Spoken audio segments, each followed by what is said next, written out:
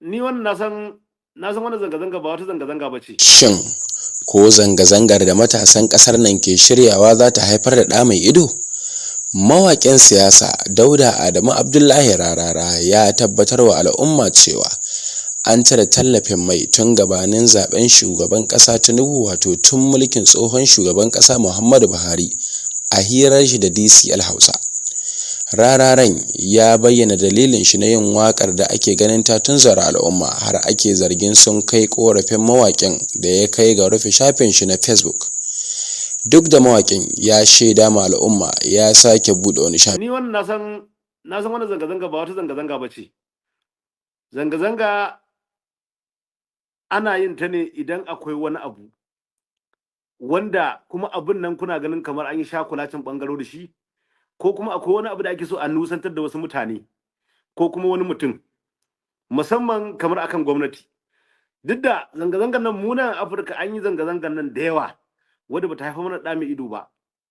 Ba zan yi magana zanga-zanga ba saboda ban ga dalili na wai ɗan Najeriya a wannan gabar ko a wannan ƙadamin ya ce zai yi mutumin zanga-zanga ba. Ban ga dalili ba, ni kenan. Wannan ina magana akan ra'ayina, saboda babbar rigimar mu a cikin 'yan midiyar da muke da su yanzu da yawa wanda ba su wuce shekara 25 ba, ko kuma ba su kai 25 ba, 'yan 18, 19, 20, 21 sun fi yawa. To abin da yasa na ce ni ban ga dalili ba, musamman wanda yake arewa, da yake ni dan arewa ne, dole in fito in faɗa. Da na yi waƙan nan, abin da na ce muna yaba ma gwani. Waƙar da na yi sunanta yaban gwani, wadda haka ita ta jawo a rufe min Facebook ɗina. Sun san ba Tinubu bane ya cire tallafin mai, Buhari ne ya cire. Amma saboda kin Allah, cewa ake Tinubu ya cire tallafin mai, ayi kaza, kuma dan arewan nan Buhari shi ya cire shi. Ya zo ya ce nawa subsidy, ina kuɗin? Rama ake ko da yaushe. Maganar zanga-zanga dai ta kewaye duk kafafen sada zumunta da bakunan al'umma, sai dai har yanzu ba a san wa yake jagorantar zanga-zangar ba. Babban sufetan 'yan sandan Najeriya ya nemi 'yan zanga-zangar da su bayyana cikakkun bayanansu.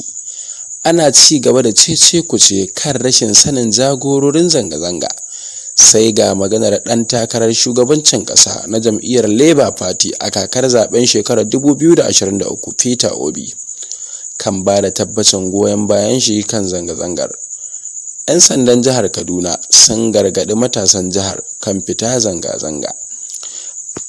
A jihar Osun kuwa, gwamnan jihar ya gayyaci jagororin zanga-zangar domin tattaunawa.